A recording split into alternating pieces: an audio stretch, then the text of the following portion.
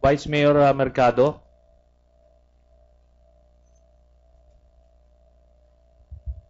Magandang umaga po. Okay, magandang tanghali po, Vice Mayor Mercado. Kamusta po ang inyong mga kalusugan? Wala naman pong problema. Okay, di maganda po yan. Nung last hearing, meron po kaming mga naitanong sa ininyo at napansin namin na hindi pa kayo komportable dun sa mga nasumagot at that time. So ngayon po ba ay komportable na kayo at makakapagsabi na kayo ng buong kwento tungkol dito po sa issue natin? Nakahanda na po ako. Sige po. So, doong last hearing, naitanong ko po kayo kung kumita ba si Vice President Binay dito. Pwede po ba, kung pahihintutan po ng ating chairman, pwede po bang para hindi i-recap ko na lang yung aking naging testimony nung last hearing at kung meron po kayong gustong linawin o itanong, nakahanda naman po akong i-interrupt po ninyo ko kung pahihintulutan po ako ng chairman.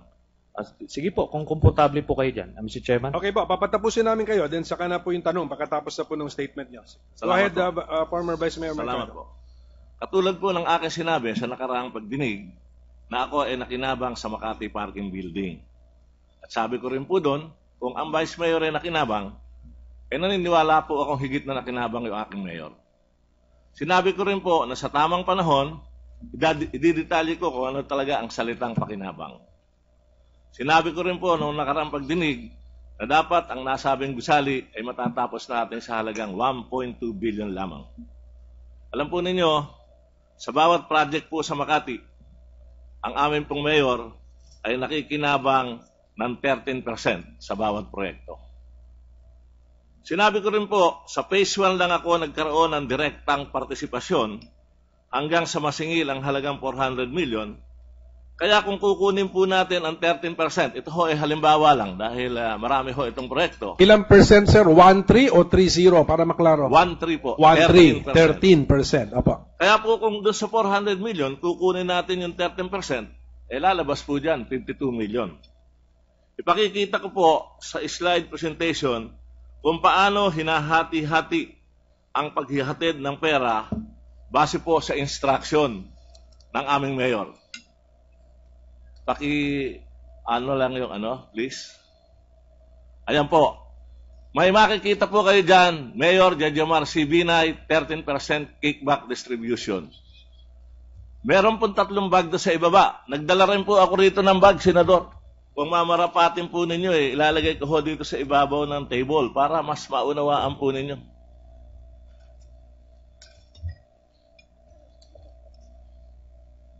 Dito isa.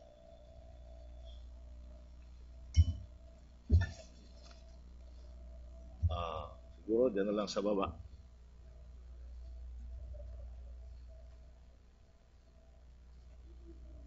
Ang nasa bandang kaliwa po, ay nakikita nyo, iyon po ay dinideliver ko kay Konsehal Junjun Binay noong panahong yon.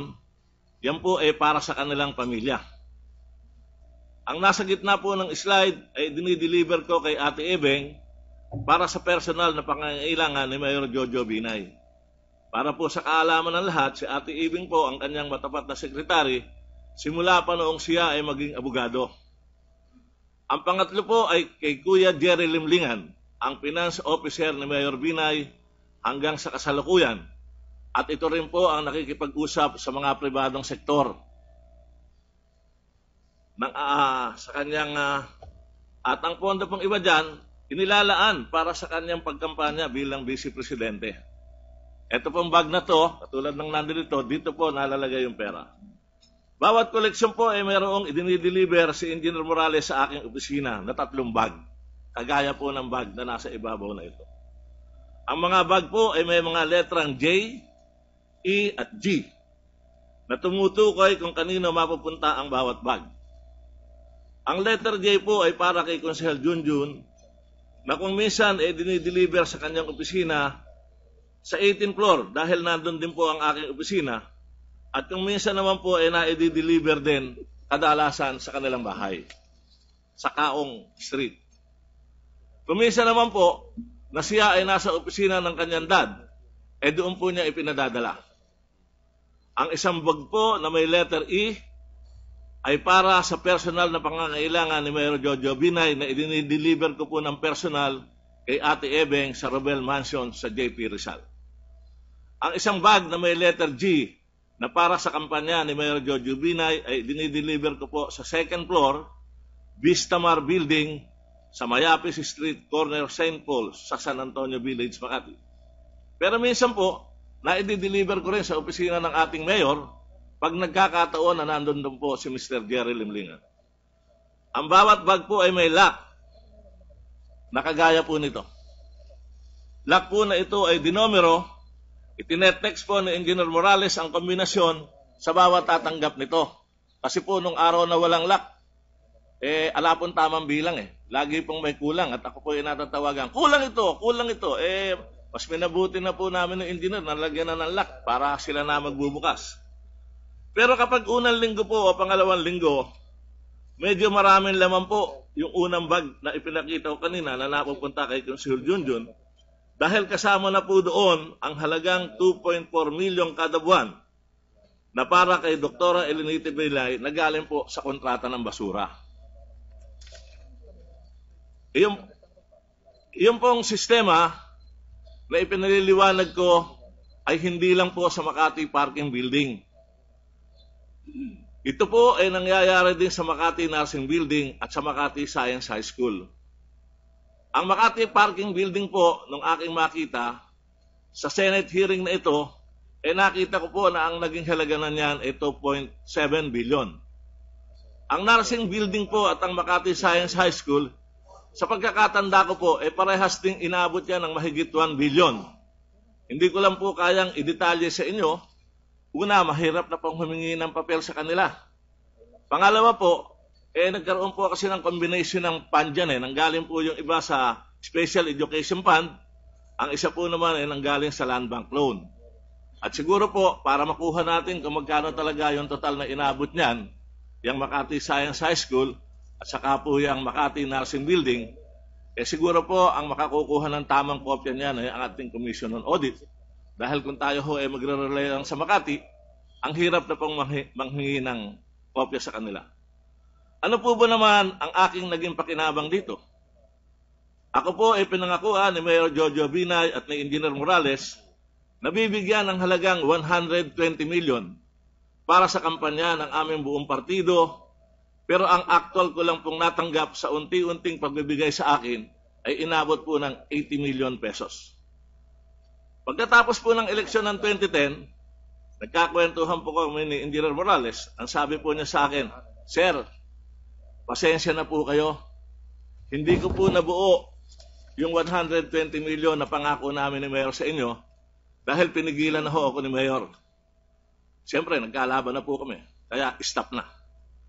At ang sabi po niya, ang masakit pa nga dito, dahil sa inyong paghihiwalay, inutusan pa niya ako na gumawa ng paraan na makalikom ng halagang 1 bilyong piso para magamit niya sa pagtakbo niya bilang Vice Presidente at pagtakbo ni Konsehal Junjun Binay sa pagka-mayor at sa re-election po ni Congresswoman Abigail Binay.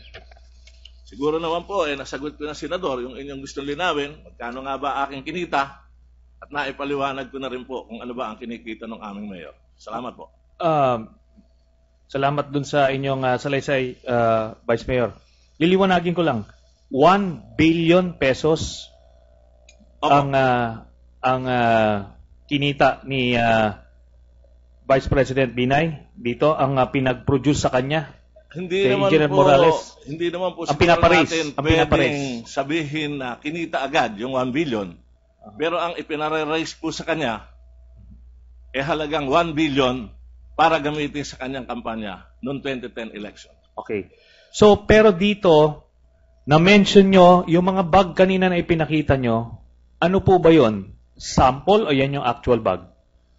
Sample po ito kasi yung bag, pag dumating naman sa kanila, hindi na po bumabalik So, ganyan ang mga itsura ng mga bag. Karamihan po, ganyan yung itsura ng bag. Teka, excuse me, tanggalin niyo muna tong projection na to kasi walang allegation na ganyan. Tanggalin niyo yan. Okay. Sige, go ahead, go ahead. So, sample lang yon para makita Opo. na kung ano itsura ng mga bag At na kung paano binibili. po tumatakbo. Okay. Sinabi nyo na nakalak ito.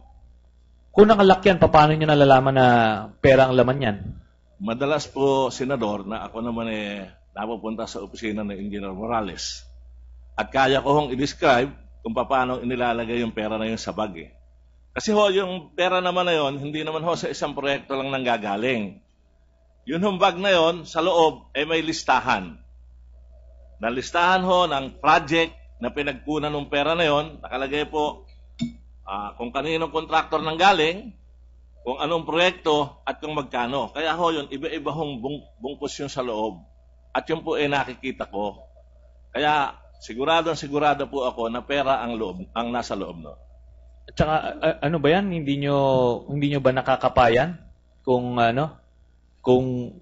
yung mismong nando doon sa loob ng ay pera.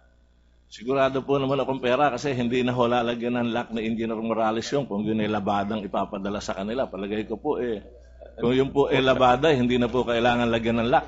Well, Vice Mayor, kailangan nating itanong itong mga ganitong bagay para masigurado tayo. Okay lang po ako, nakahanda po ako. So, ito bang bag, paano ito dinadala sa inyong opisina? Iba-iba po ang nagiging pagde-deliver. Basta't mayroon na bag sa opisina ni Engineer Morales, kung minsan po sasabihin niya sa akin, Sir, may aakyat pong 3 bag dyan sa opisina mo.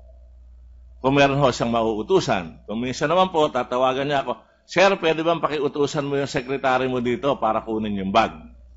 Kung minsan naman po, sasabihin niya sa akin, Sir, nandun sa kotse sa baba, pwede bang pababain niyo yung driver niyo para isakay ko doon sa kotse nyo. So, kada delivery ng mga bag, mga magkano yung laman sa inyong estimate? Pare-parehas ba? May constant na figure or nagbabari sa talaga? Hindi po pwedeng magkapare-parehas, Senador. Kasi po, depende po sa koleksyon yung mga voucher na nakolekta. Pero siguro po, pangkaraniwan na. Sa aking obserbasyon, lalo pat nakikita ko naman si Engineer Morales, pag hinahati-hati niya yung bag na yun, siguro minimum po mga 1.5 to 2 million ang minimum ng bawat isang bag na yun. Kaya lang, maliit lang kasi yung pumupunta doon sa kay Ate Ebing yung kanyang personal lang na panggastos yun. Pero yung pong dalawa, halos parehas po yun. Yung pangkampanya niya na dinadala kay Mr. Limlingan, at saka po yung dinadala kay Konsehal Junjun na para sa pamilya nila. So, mga magkano yan? Minimum, sabi nyo, 1.5 to 2 million. Mga magkano yung maximum yan? Ay, hindi ko rin kayang i-detalye, Senador, yung maximum. Kasi halos linggo-linggo Meron pong ganon. Kuminsan po, 2 beses. Kuminsan, 3 beses. Depende kasi sa dami ng project na ginagawa, Senador. May panahon naman na madalang, wala. May panahon naman na sunod-sunod. Depende kung marami yung proyektong ginagawa. Katulad po nung ginagawa nga yung parking building, sabay-sabay ang ginagawa po yung nursing building, ginagawa po yung Makati Science High School, ginagawa po yung iba't ibang proyekto namin, madalas po yon. Pero, hindi po sa lahat ng linggo gano'n ang dumadating. Hindi, pero at least, bigyan nyo kami ng estimate ng kung ano ilan laman ng bag ordinarily, o yung pinakamabigat na nabitbit nyo. Kung sa pinakamabigat po siguro, base sa aking karanasan, sa ilang taon po ako nagdi-deliver, may mga pagkakataon po siguro na, siguro mga 10 million ang isang bag. Isang bag? Opo. Minsan once a week, minsan twice a week. Ganun. Minsan po naman, isang buwang wala. Meron pong mga ganong pangyayari. So walang constant figure. Ngayon, tatanungin ko kayo, bakit 13%? Ba't hindi saradong 10% o 15%? Ano bang kwan dito? Alam po ninyo, sa totoo lang, hindi naman po yan talaga ang nagiging kalakaran sa Makati. ang aking pong tinetestifian lang dito na kaya kong panindigan kahit saan ako makarating, kung ano lang po yung percentage na dumadating para sa boss ko. Pero alam ko rin po, may mga iba pang nakikinabang dito. No? Hindi ko kayang sabihin kasi in detalye dahil baka po mamali ako. So wala kang personal knowledge sa Hindi iba? ko na po alam yun sa iba kasi, kumbaga, ako ho ang tagakuha nung para sa key boss. So itong boss na ito, Si Mayor Jojo Binay po, ang ating Vice President ngayon. Okay, dyan maliwanag kayo, sigurado kayo dyan. Sigurado po ako. Pero sinasabi nyo maaring may mga iba rin nakatanggap. Like, for example, yung resident COA auditor, meron din bang porsyento dyan sa, pagkakarinig nyo? Posible pong nangyayari yun. Posible. Hindi lang kayo, wala lang kayo personal knowledge. Wala lang ho akong personal knowledge. So, yun din po siguro ang dahilan kung bakit, nagbibigyan sila ng clearance. So, again, Commissioner Pabia, anuhin na ho natin ito at talagang ganito po ang nangyayari on the ground. So, ano pa ho, itong sinasabi nyong bag ni para kay sa pamilya, yung may J, yung para kay Mayor Junjun Binay, saan nyo to normally hinahatid? Minsan po, doon sa magka-floor ho kasi kami ni Mayor Junjun isang floor po kami. Nasa parehong 18th floor ho kami nung aming City Hall building. Minsan po naman, naihahatid ko sa kanya, opisina ng daddy niya, pag na-tiyempo pong nandun siya at natawagan ko, sinasabi naman niya na, iyakyat mo na dito, tito. So, hindi naman ho ako para magbibit ng bag. Magsasama po ako ng aking isang security o secretary. Ipapasok ho doon sa pinto. May private door ho kasi kami. Naiilan lang ang taong, pakibalik mo lang yung, yung slide ng opisina para lang maipakita ko po na paglabas ko ho ng elevator sa bandang kaliwa, meron hong private na pinto. Yung doon po, ilang tao lang po ang pwedeng dumaan doon. Kasi po, andun yung private office ng mayor namin at meron din ho siyang kaprasong parang pahingahan kung siya napapagod na. Doon ho, yung akin hong taga-bitbit, hanggang doon lang sa mabukas yung pinto, ibababa na niya ron. Ako na ho ang papasok doon sa loob. Halimbawa, na-tempo ho na nandun si Junjun, nandun din po si Mr. Limlingan, sa kanila na ho binibigay yung bag na yon. Pero nakaharap din ho naman si Mayor do. Mayor, si Vice President Binay? Opo. So nakikita niya yung bag, nakikita niya minsan yung bag na dinadala doon sa opisina niya mismo, nadala niya? At alam naman po niya kung ano laman nun Hindi naman ho kailangan detalyehin Alam na ho niya, sasabihin ko lang, Sir, ito ho yung kay Junjun. Kuya, ito naman yung sa pangkampanya natin. Si Mr. Jerry Limlingan, Opo, kuya. Opo, si kuya. So, yan yung sa J. Itong kay Ebeng, ano pong apelyido ni Ebeng? Kasi ho, Ate Ebeng Baloloy. Baloloy. Po. Opo. Baloloy, opo. Ebeng Baloloy. Nasanay na po kasi kami lahat doon na kung tawagin namin yun si Ate Ebeng dahil napakatagal na po namin kasama yun Yung po ay dinadala ko sa Robel, pangkaraniwan. Sa Robel Mansion, doon po sa JP Rizal, pagitan po yun ng Makati Avenue at saka po yung kalye after ng City Hall. Ito po yung bahay ni Ebeng? Hindi po. Opisina po yun doon sa Robel Mansion. May opisina. Kaninong opisina ho ito? Ang alam ko po, nirerentahan yung opisina na yon kasi po yung mga private transaction ng aking mayor, doon po ginagawa sa opisina na yon. Kaya si Ate Ebeng ho, 2 opisina noon. Isa pong opisina doon sa City Hall, yun po ang kanyang official office. At yun ho namang lumalabas na parang private office ni Ate Ebeng, nandun po sa Robel. So ito ay bukod to doon sa pamilya. So may personal, may pamilya. So hindi to, kumbaga, hindi to deklarado kay Dr. Binay. Ganun ho ba yun? Parang ganun po ang magiging dating noon kasi pag ho kasi nakarating sa kanila, ang sabi hindi na pwedeng lumabas. Kaya dapat may personal yung mayor ko. Kawawa naman nung panahong yun yung mayor ko dahil pag nakarating na ho sa bahay, ang sabi niya wala nang labasan. So may pagkakataon ba kayong maghatid mismo sa bahay ni Vice President Binay? Maraming beses po at maraming pagkakataon, lalo na po kung minsan at umaga. ako na po ang nakasakay na po sa sasakyan ko yon, at ako na po mismo ang naghahatid doon sa kanilang bahay. Maraming beses po yon, hindi isa, hindi dalawa, maraming beses po dahil sa mahabang panahon po yun ang akin talagang naging papel ng paghahatid doon. So sino normally ang nagsasalubong po dito sa bag na to? Para ang nangyayari po kasi dyan, doon sa lumang bahay nila, pagdating ko po, may gwardiya, meron din ho siyang library sa bandang kanan, ako lang din ho siguro yung isa sa mga taon dire-diretso makapasok doon. At pangkaraniwan po, naabutan ko rin si Mayor Binay nung panahon yun na mahilig ko kasing magbasa yun Nagbabasa ng dyaryo o nagbabasa ng libro. Sasabihin ko, sir, eto na po yung sasabihin naman niya sa, itabi mo na lang dyan pare, kukunin na lang ni Junjun yan. So yun. Yung may panahon na bukod sa opisina, sa taas ni Vice President, madalas doon sa opisina ni Mayor Junjun, tas minsan naman doon sa bahay mismo ng pamilya ni Vice President Binay. Ganun po ba yan? Tama po yun. Itong kay Mr. Jerry Limlingan, saan nyo pa ito hinahatid normally?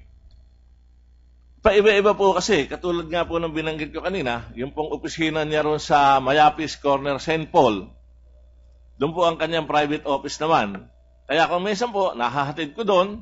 Kung minsan po, pag natiyempong nandun siya sa opisina ni Mayor Binay, sa kanya ko na po ibinibigay doon. Kung minsan naman, yung driver niya, ipahahatid na rin sa kotse niya. Ganun po ang, hindi po kasi pare-parehas Depende po sa sitwasyon, Senador. Pero ito talagang sa inyo dumadaan. Kaya ito, sigurado kayo yung mga perang napupunta kay Vice President Binay. 100% po akong sigurado, Senador. Vice Mercado, pwede ba natin i-apply dito yan sa particular building na ito? Makati City Hall 2 parking building. Meron ka binanggit na more or less 42 million? Sinabi mo, kasi 13% of 400 million. Doon ba binibase yan sa bid, maximum bid? Sinampol ko lang po, Senador, na kung yung phase 1 na may halagang 400 million at kukunin po natin yung 13%. Okay, klaro. Ginawa mo lang example. Ginawa ko lang po example. Mabuti klaro yun. Hindi mo sinasabing dito na nagkaganon. Sinasabi mo ba na dito sa parking building 2, mayroon ding 13% na nakuha? Saka lahat naman ang sinasabi ko sa lahat ng infrastructure project namin sa Makati. Hindi ito ba'y nakalusot doon sa kalakaran nyo o hindi? Hindi po makakalusot. Okay, 42 million ang computation mo.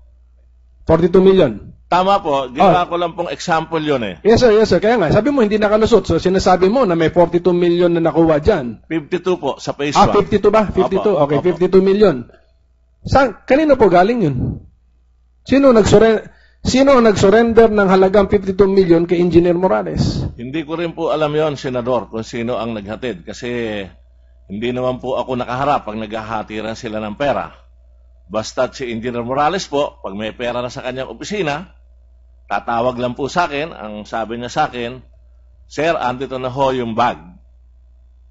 Kasi hindi naman ho pwede sa telepono sabihin yung bag na may pera Baka ho nakabag pa yung telepono. Kaya ho ang sinasabi niya sa akin, sir, nandito na ho yung bag.